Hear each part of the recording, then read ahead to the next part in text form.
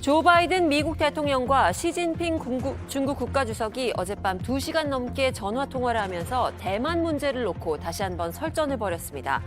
바이든 대통령은 대만의 현 상황을 바꾸려는 일방적인 시도에 반대한다고 경고했고, 시 주석은 불장난을 하면 불에 타 죽는다는 거센 표현으로 맞받았습니다. 대구 경북 지역을 누비고 있는 이준석 국민의힘 대표가 어제는 경주를 찾아가 당원들과 만났습니다. 문자 유출 사태로 당의 내홍이 깊어지자 국민의힘 안에서는 다시 당을 비상대책위원회 체제로 바꿔야 한다는 목소리가 커지고 있습니다. 지난해를 기준으로 우리나라의 총 인구가 5,173만 8천 명으로 재작년보다 9만 명 넘게 줄었습니다. 인구가 줄어든 건 대한민국 정부 수립 이후 처음입니다. 한편 65세 이상 고령 인구와 1인 가구의 수는 크게 늘었습니다. 금요일인 오늘 어제보다 더 덥겠습니다. 강원 동해안을 제외한 전국 대부분 지역에 폭염특보가 내려진 가운데 광주 등 호남 일부 지역에는 폭염경보가 발령됐습니다. 서울과 광주, 대전의 낮 최고 기온은 35도까지 오르겠습니다.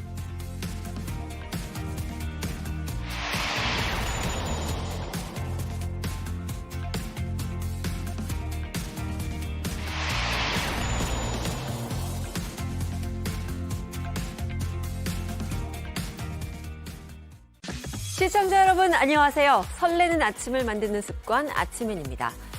한 주 동안의 아침엔을 마무리하는 오늘 생방송을 준비하면서 끝과 관련된 속담을 찾아봤는데요. 처음 나온 누리집에서만 92개를 찾았습니다. 이렇게 말들이 많고 많지만 그래도 가장 와닿는 건 역시 조금 상투적이긴 하지만 끝이 좋아야 모든 게 좋다. 한 주의 마무리 잘할 수 있도록 우리 모두 힘내시죠. 7월의 마지막 금요일 아침엔 시작합니다.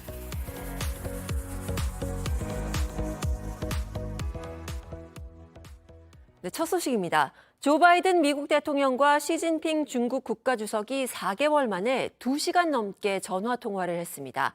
또 대만 문제를 놓고 팽팽한 기싸움을 벌였습니다.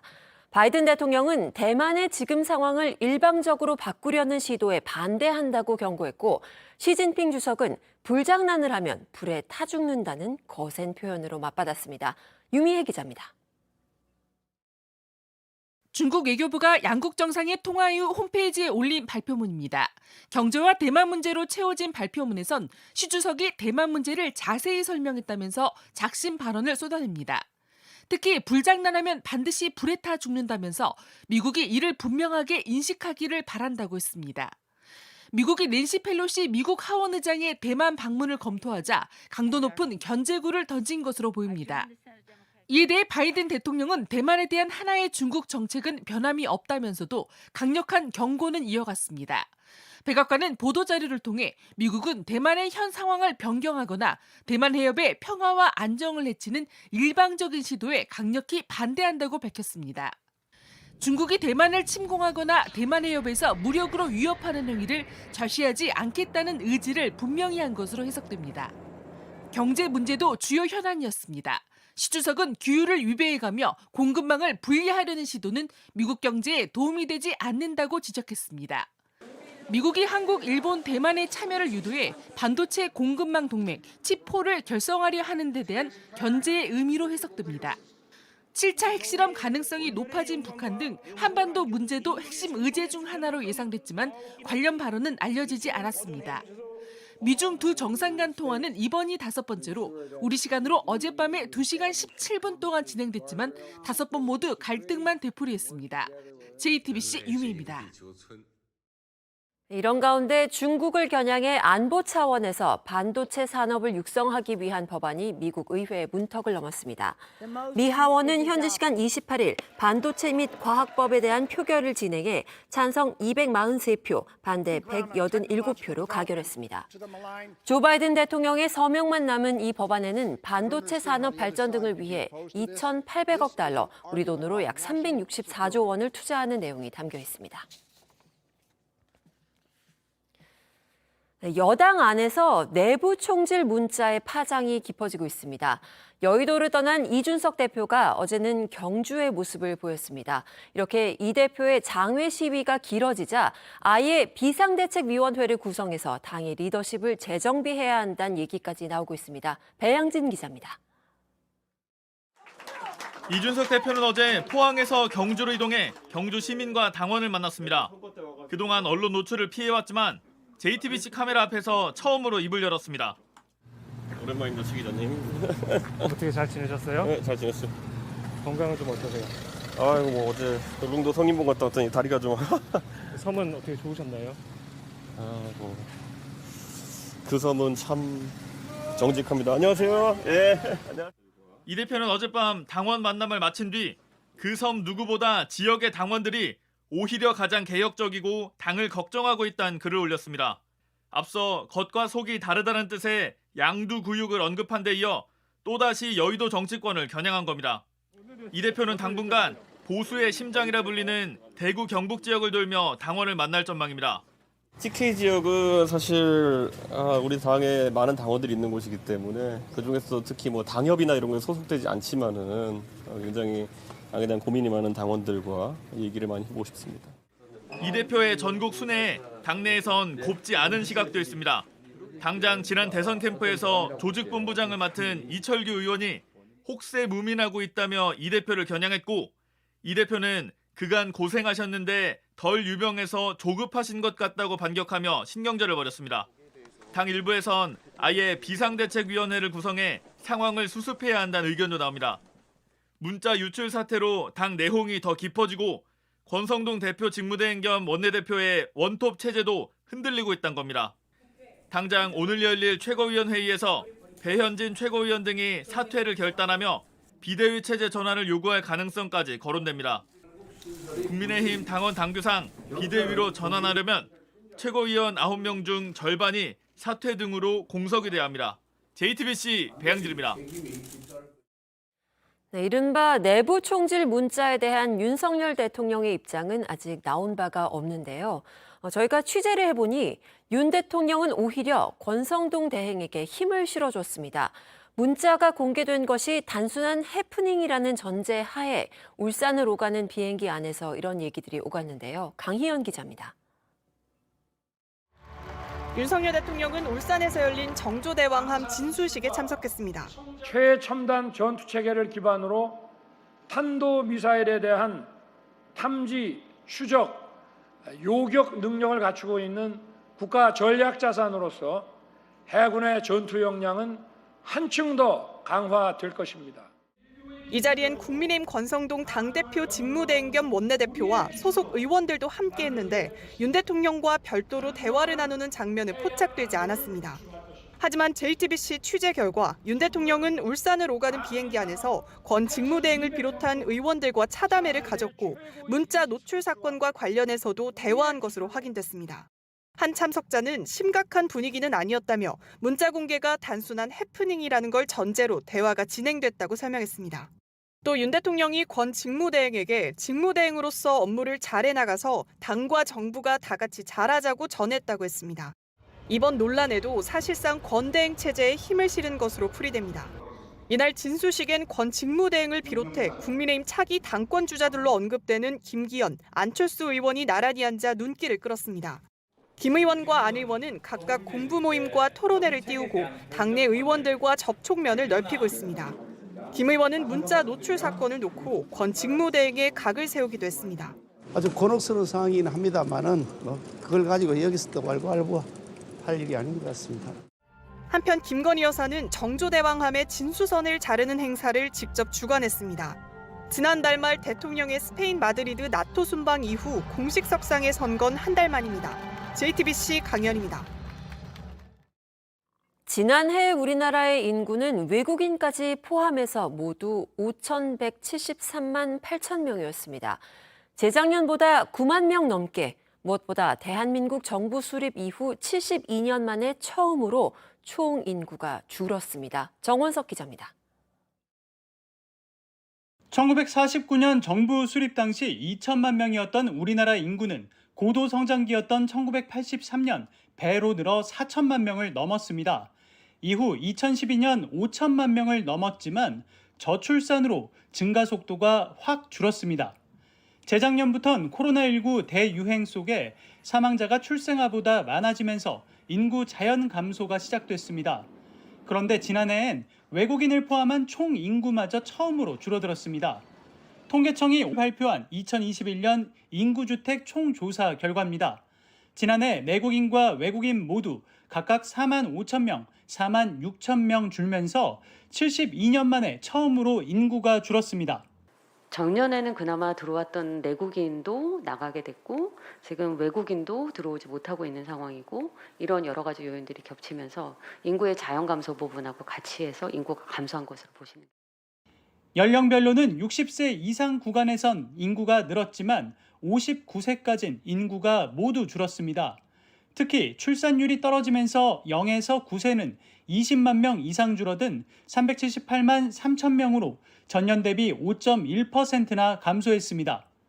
15에서 64세 생산 연령 인구는 2019년부터 꾸준히 감소해 전년 대비 34만 4천 명이 줄어든 3,694만 4천 명으로 나타났습니다.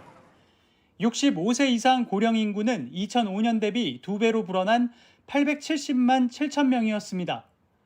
유소년 100명이 부양해야 할 고령 인구를 뜻하는 노령화 지수는 같은 기간 48.6명에서 143명으로 대폭 늘었습니다. 총 가구 수는 2,202만 가구로 3인 이상 가구는 2.5% 감소했지만 1인 가구는 처음 700만 가구를 돌파하면서 일반 가구의 3분의 2를 차지했습니다. JTBC 정원석입니다. 네, 밤사이에 마감된 미국 증시 상황도 살펴보겠습니다. 서상영 미래에셋증권 본부장 연결합니다. 안녕하세요. 네, 안녕하십니까. 네, 미국 증시가 어제에 이어서 상승세를 이어갔습니다. 흐름이 어땠나요? 일단 미국 증시는 부진한 GDP 성장률 발표에도 불구하고 상승 출발했지만 전일 급등에 따른 매물이 출회되면서 하락하는 등 변동성을 키웠었습니다. 그렇지만 GDP 결과로 9월 금리 인상 규모가 축소될 것이라는 점이 부각되고 바이든의 기후 법안 통과 기대 등으로 상승 전환에 성공을 했고요. 여기에 장후반 옐런 재무장관이 경기에 대한 자신감 표명을 하자 상승폭을 확대했습니다. 한편 미 의회의 반도체 산업 육성 법안 통과 등 경기 부양책도 긍정적인 영향을 줬다라고 보시면 될 것 같습니다. 앞서서 미국의 GDP 성장률이 부진하게 나왔다라고 언급을 해주셨는데 좀 더 자세하게 풀어주실까요? 일단 미국의 2분기 GDP 성장률 속보치가 지난 1분기 마이너스 1.6%에 이어서 마이너스 0.9%로 발표가 되었습니다. 세부적으로 보면 상품 지출이 전분기 대비 4.4% 감소를 했고 특히 민간 투자가 전분기 대비 무려 13.5%나 급감한 점이 2분기 마이너스의 주요 요인이었고요. 결국은 높은 인플레이션과 연준의 공격적인 금리 인상이 상품 지출과 민간 투자 감소로 이어져 2분기 성장률을 하향 조정하게 만들었다라고 보시면 될 것 같습니다. 네, 그런데 마이너스란 단어만 놓고 보면 좀 부정적인 생각이 들기 마련인데 2분기 연속 마이너스 성장이라고 하면 이걸 경기 침체라고 볼 수 있나요? 네, 두 개 분기 연속 마이너스를 기록을 해서 기술적인 경기 침체로 볼 수가 있지만 미국의 경우는 전미경제연구소의 경기순환위원회에서 공식적으로 발표할 경우 침체로 규정을 하고 있습니다. 다만 이제 전일 파월 연준의장이 경기 침체는 광범위한 하락으로 정의되며 현재로서는 그렇지 않은 것으로 여겨진다라고 언급을 했듯이 침체 선언이 쉬운 결정은 아니고요. 특히 지난 1분기 마이너스 성장률은 무역 부문이 주도를 했고 이를 제외한다라면 대부분의 품목이 견고했기 때문에 신중히 해석할 필요가 있습니다. 이날 옐런 재무장관 같은 경우도 GDP 헤드라인 수치의 너머를 보는 것이 중요한데 여전히 소비 지출이 견고하고 고용은 안정되어 있어 전반적인 경기 침체는 없다라고 주장을 해 경기에 대한 자신감을 표명을 했고 이게 미국 증시의 강세를 좀 이끌었다라고 보시면 될 것 같습니다. 네, 그렇다면 마지막으로 오늘 우리 증시는 어떨까요? 일단 미 증시가 2분기 GDP 성장률 마이너스 기록에도 불구하고 상승한 점은 한국 증시에는 당연히 긍정적인 영향을 줄 것으로 전망을 하고는 있습니다. 다만 이제 미국 경기에 대한 자신감 표명에도 불구하고 경기 둔화가 지속되고 있다는 점은 부담인데요. 이는 원화 약세 가능성을 높여 외국인 수급에 부정적인 요인으로 작용할 수가 있기 때문입니다. 그런 가운데 미증시 마감 후에 아마존과 애플이 우려에도 불구하고 견고한 실적을 발표해 큰 폭으로 상승하고 있다는 점은 긍정적이고요. 이러한 점을 감안해서 한국증시는 0.5% 내외 상승 출발을 후에 업종 차별화가 진행될 것으로 전망을 하고 있습니다. 네, 그렇다면 오늘은 또 어떤 종목들이 오르게 될지 궁금해지네요. 지금까지 미래에셋증권의 서상영 본부장이었습니다. 고맙습니다. 다음 소식입니다. 포스코가 공장에서 일을 하는 사내 하청업체 노동자들을 직접 고용해야 한다는 대법원의 판결이 나왔습니다. 하청업체 노동자들이 첫 소송을 제기한 지 11년 만에 마침표가 찍혔는데요.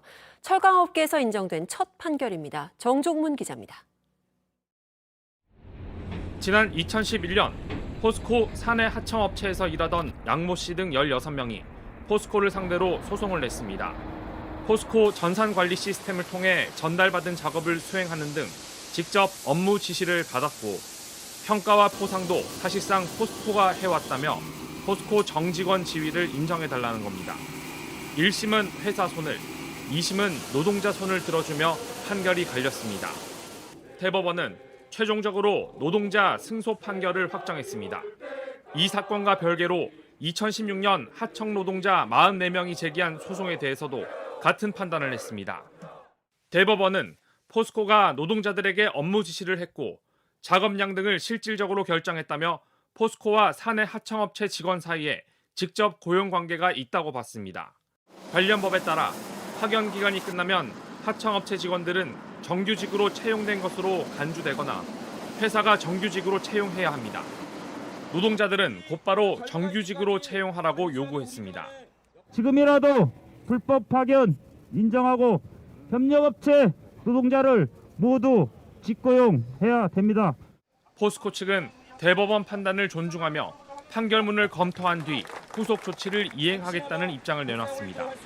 포스코 안에서만 비슷한 소송을 제기한 사람이 800명이 넘고 사내 하청업체에서 일하는 사람은 최소 15,000명으로 추산됩니다. 이 직원들이 정규직에 비해 덜 받은 임금을 청구하거나 손해배상 소송을 제기할 가능성도 있습니다. JTBC 정종문입니다. 김정은 북한 국무위원장이 윤석열 대통령을 직접 언급하면서 우리 정부의 대북 정책을 비난했습니다. 위험한 시도를 하면 윤석열 정권과 군대는 전멸할 거라고 했습니다. 정재윤 기자입니다. 북한이 전승절이라고 부르는 정전협정 기념일을 맞아 연설에 나선 김정은 북한 국무위원장. 윤석열 정부를 직접적으로 언급하며 비난했습니다. 그러한 위험한 시도는 즉시 강력한 힘에 의해 응징될 것이며 윤석열 정권과 그의 군대는 전면될 것입니다. 우리는 윤석열이 집권 전과 집권 후 여러 계기들의 내뱉은 망언들과 추태들을 정확히 기억하고 있습니다. 김 위원장은 윤석열 정부를 향해 가장 큰 위험 앞에 노출된 정권이라면서 손가락질을 피하려면 아예 북한과 상대하지 않는 것이 상책이라고 주장했습니다. 김 위원장은 윤석열 대통령의 실명을 거론하면서 대통령 직함도 붙이지 않았습니다. 김 위원장은 북한이 어떠한 위기에도 대응할 철저한 준비가 돼 있다며 핵전쟁 억제력도 언급했습니다. 기존의 당 중앙군사위 확대회의 때는 전쟁 억제력으로만 언급됐었던 것에 비하면 핵도발 가능성을 키운 겁니다. 김 위원장은 미국을 향해서는 북한의 안전과 근본 이익을 침해하려 든다면 반드시 더 큰 불안과 위기를 감수해야만 할 것이라고 경고했습니다. 김 위원장이 강한 대남 대미 메시지를 낸 만큼 다음 달로 예정된 대규모 한미 연합훈련 기간에 도발에 나설 수 있다는 전망이 나옵니다. 미사일 시험으로서 점점 수위를 높여가다가 최종 단계에 가서는 핵실험까지 배제할 수 없다. 대통령실 국가안보실은 김 위원장이 연설을 통해 대통령 실명을 거론하며 우리 정부의 위협적인 발언을 한 것에 대해 깊은 유감을 표명한다고 밝혔습니다. JTBC 정재윤입니다. 차세대 첨단 구축함 정조대왕함이 모습을 드러냈습니다. 바다 위에서 북한의 탄도미사일을 요격하고 지상 전력도 타격할 수 있는 걸로 알려졌습니다. 이근평 기자입니다. 김건희 여사가 배와 연결된 밧줄을 자릅니다. 새 배를 바다에 보낸다는 의미를 담은 이식입니다.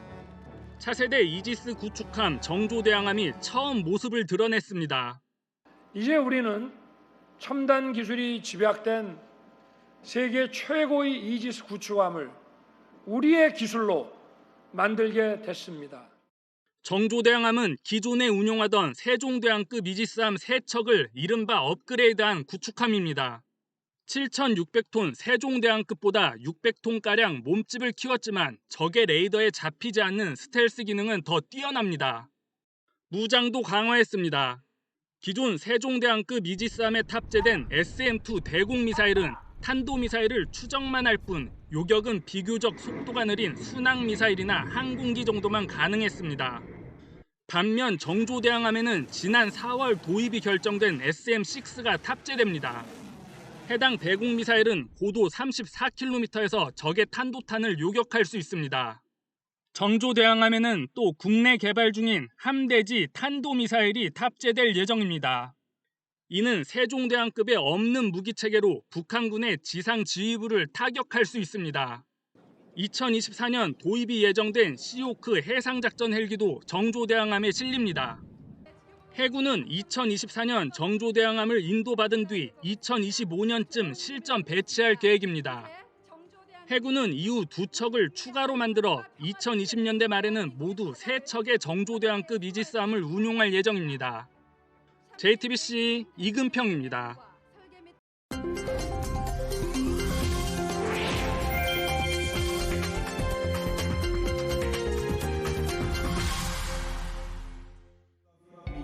폴란드의 한 경기장이 관중으로 가득 찼습니다. 다들 세계적인 밴드 콜드플레이의 공연을 보러 온 건데요. 그런데 갑자기 우크라이나 국기를 두른 한 남성이 무대에 등장합니다. 콜드플레이와 함께 합동 공연을 펼치는데 잠깐 감상해 볼까요?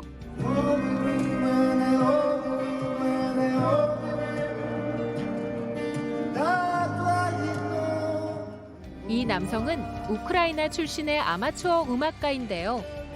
거리에서 공연을 하면서 우크라이나 전쟁에 대한 사람들의 관심을 촉구하는 모습을 보고 콜드플레이가 직접 협연을 요청했다고 하네요. 이것도 모자라 콜드플레이는 우크라이나 어린이 합창단과도 호흡 맞춰 공연을 선보였는데요. 우크라이나에 다시 평화의 음악이 흐르길 기원하는 마음으로 특별 무대를 준비했다고 소감을 밝혔습니다. 그냥 거리를 걸어 다녔을 뿐인데 사람들이 다가와 양동이 한가득 물을 쏟아붓습니다. 물총과 고무호스까지 동원해 어른아이 할 것 없이 물벼락을 선사하느라 분주한데요. 아르메니아의 물축제 풍경입니다. 원래는 물과 번영의 여신을 기리기 위해 여는 행사였는데요. 이제는 세계의 관광객이 즐겨 찾는 아르메니아의 대표 여름축제로 자리 잡았습니다. 온몸이 흠뻑 젖을수록 흥겨운 축제 분위기가 더욱 고조되는 것 같은데요. 보는 것만으로도 더위가 날아가는 느낌이네요. 누가 빗질 좀 해주면 안 될까요? 이 정도면 부모가 손을 안 댔을 리가 없는데 아기의 머리카락이 사방으로 뻗쳐 있습니다. 과학자 아인슈타인을 떠올리게 할 정도죠? 영국에 사는 17개월 아기인데요. 선천적으로 매우 희귀한 질환인 엉킴털 증후군을 앓고 있어 모발 정리가 안 되는 상태입니다. 모발의 성장 속도도 유독 느리고요. 시간이 갈수록 모낭 등이 변형되기 때문에 평생 뻣뻣하고 극심한 곱슬머리로 살아야 하는데요. 다행히 모발이 차분하지 않다는 점 외에 건강상 다른 이상은 없다고 합니다. 다만 종종 사정을 모르는 사람들이 아동학대를 의심하곤 해서 곤욕스러울 때가 있다고 하네요. 지금까지 AI가 픽한 세상, 제나가 전해드렸습니다.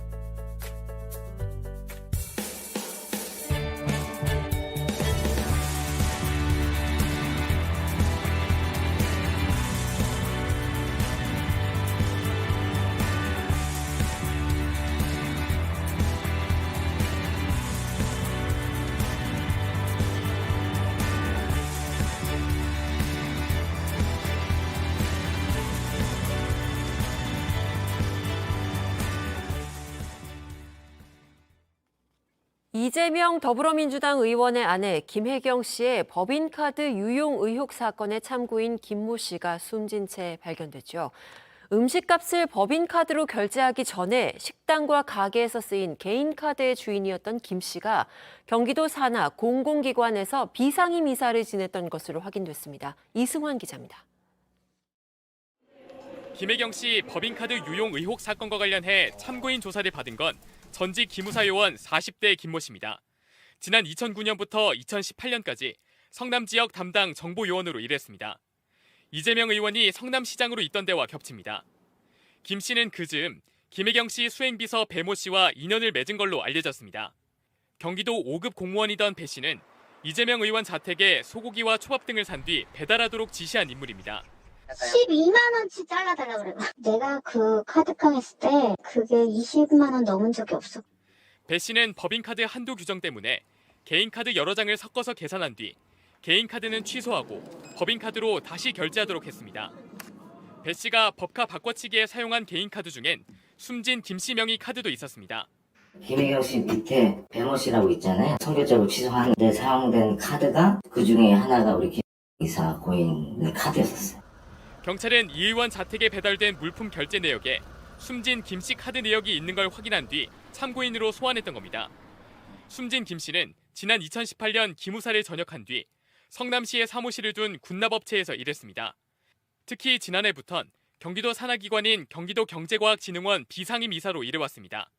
이 기관 원장인 유승경 씨는 이재명 의원의 핵심 공약인 기본소득 이론가인 인물, 이 의원이 도지사 시절 직접 임명했습니다. 진흥원 측은 공고를 내고 선발했을 뿐 다른 내용은 모른다고 밝혔습니다. 경찰은 숨진 김 씨가 배 씨와 어떤 관계인지 무슨 일을 하는지 등은 사건과 관련이 없어서 파악하지 않았다고 설명했습니다. JTBC 이승환입니다. 여기에 숨진 김 씨가 살던 곳과 그리고 숨진 채 발견된 곳이 김혜경 씨의 비서 역할을 했던 배모 씨의 명의로 된 다가구 주택이었던 것으로 드러났습니다. 김 씨가 경찰 조사를 앞두고 불안감을 호소했고 집이 아닌 사무실에서 지냈다는 것도 확인됐습니다. 이가혁 기자입니다. 경기 수원시 영통구의 한 다가구 주택입니다. 숨진 김 씨는 이 건물 3층에 살았습니다. 체격은 좀 있으신 편이에요. 피부 약간 있으시고 매너도 되게 좋으셨고 평소에. 이 집의 등기 내역을 조회했습니다. 두 사람이 공동으로 소유하고 있는데 그중 한 명이 김혜경 씨의 비서 역할을 한 배모 씨입니다. 숨진 김 씨는 임직원 5명 안팎의 작은 회사 이사로도 활동했습니다. 경기 성남시 분당구에 사무실이 있습니다. 찾아가 봤습니다. 자신 명의의 카드를 배 씨가 사용했는데 이게 문제가 돼 참고인 조사를 받으러 간다고 말했다고 동료는 기억했습니다. 참고인 조사 받으러 간다는 정도의 사실과 근데 그쪽에 카드 빌려준 적이 있었는데 그게 문제가 돼서 그런 것 같아요.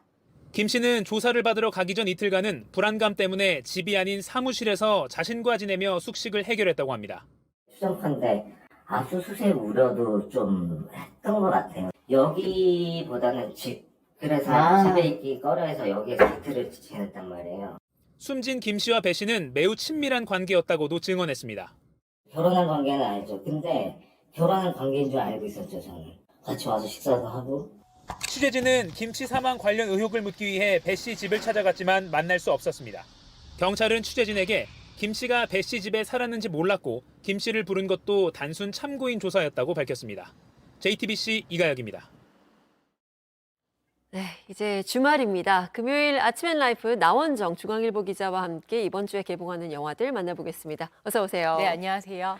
자, 지난주에 외계인이 개봉을 했는데 이번 주에도 우리나라 블록버스터 영화가 기다리고 있네요. 네, 바로 이순신 장군의 한산대첩의 압승을 그린 영화 한산용의 출연입니다. 네. 이 영화가 2014년에 1,761만 관객을 동원했던 명량 기억하시죠? 네. 그 영화 후속작인데요. 8년 만에 나왔습니다.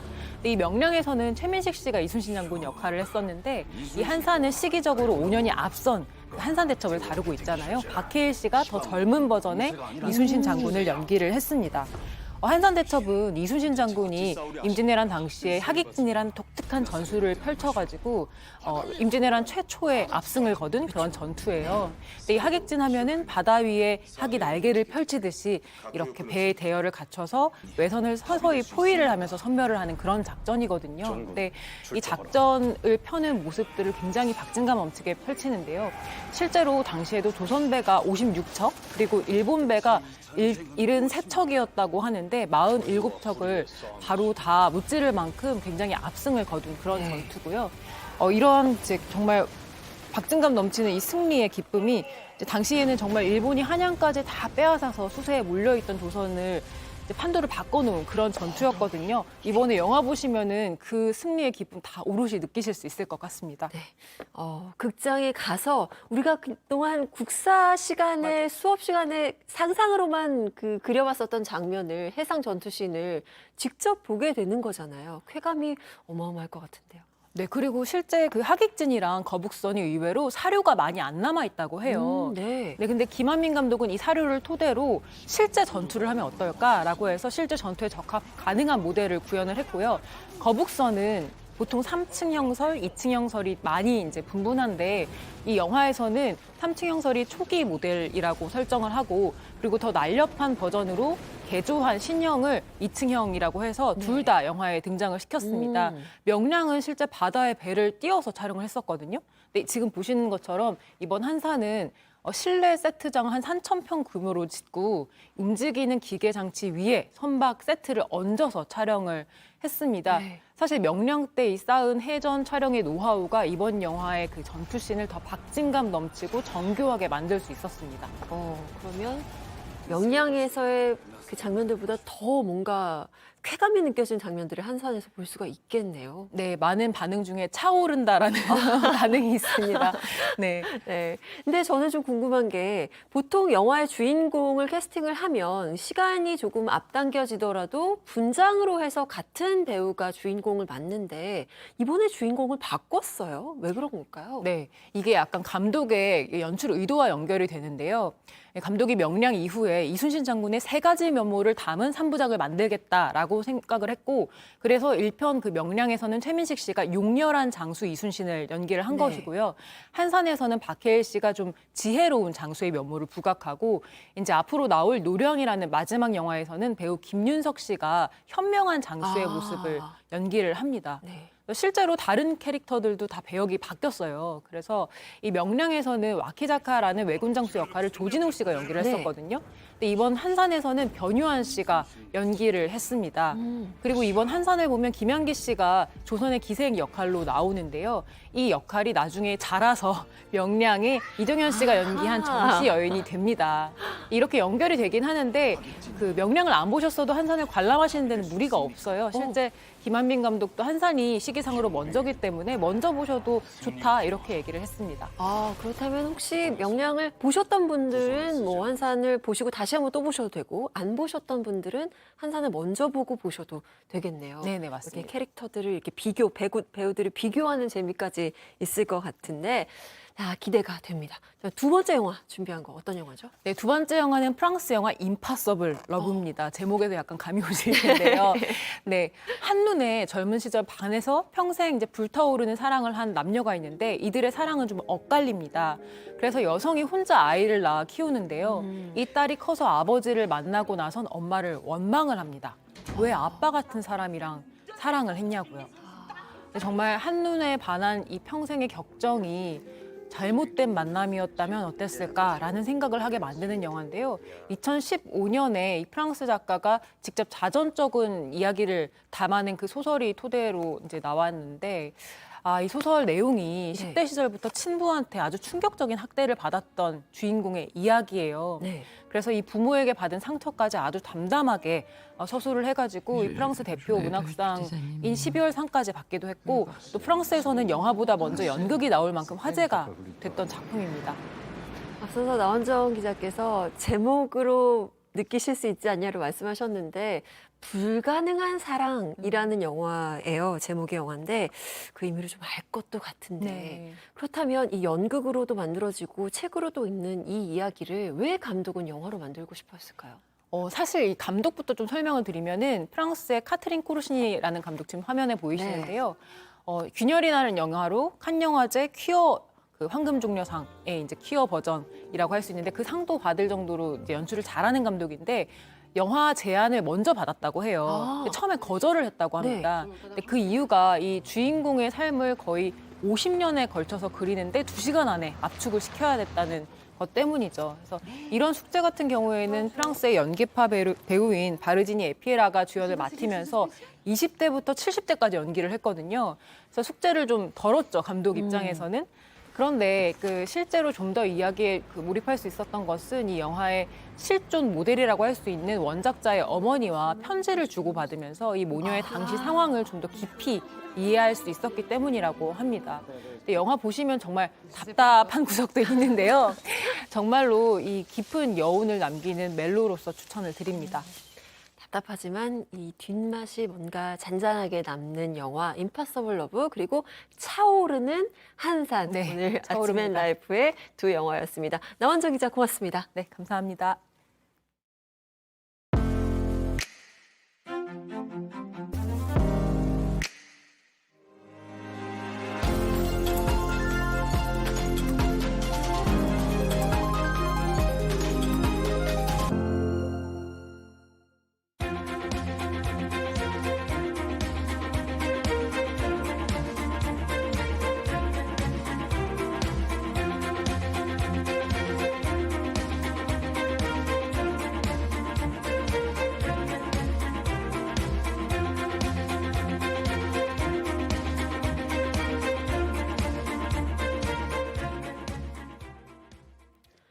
금리 인상에 경기 침체 우려가 겹치면서 서울의 아파트값이 9주 연속 떨어졌습니다.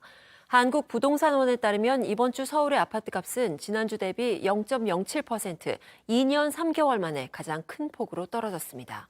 또 경기도와 인천은 각각 0.08%, 0.1% 하락하면서 수도권 전체에서 이번 주에 아파트값이 0.08% 떨어진 것으로 나타났습니다. 한편 전셋값도 하락세가 이어지면서 서울과 경기도의 아파트 전셋값은 각각 0.03%, 0.07% 떨어졌습니다.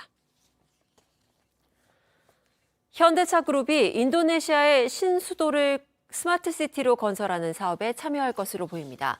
정의선 현대차 그룹 회장은 어제 그룹 총수로는 유일하게 우리나라를 방문하고 있는 조코 위도도 인도네시아 대통령과 별도로 만난 자리에서 이런 의견을 나눴습니다. 이 자리에서 조코위 대통령은 인도네시아의 신행정 수도 건설과 친환경 이동수단 성장에 현대차 그룹이 큰 역할을 해주길 기대한다고 말했습니다. 한편 인도네시아 정부는 현재 수도 자카르타의 인구 과밀을 해결하기 위해서 보르네오 섬 동칼리만탄으로 수도를 이전하는 방안을 추진하고 있습니다. 네, 끝으로 날씨입니다. 오늘은 어제보다 더 덥겠습니다. 강원 동해안을 제외한 전국 대부분 지역에 폭염특보가 내려진 가운데 광주 등 호남 일부 지역에는 폭염경보가 발령됐습니다. 서울과 광주, 대전의 낮 최고 기온은 35도까지 오르겠습니다. 토요일인 내일은 제주와 남해안 등 남부지방에 비 소식이 있습니다. 또 일요일에는 5호 태풍 송다의 간접 영향권에 들면서 무더위가 한풀 꺾이겠습니다. 네, 7월의 마지막 금요일의 아침엔 여기서 모두 마무리합니다. 다음 주 월요일에는 김하은 아나운서가 다시 여러분을 찾아뵙니다. 한 주 동안 저와 함께해 주신 여러분 고맙습니다.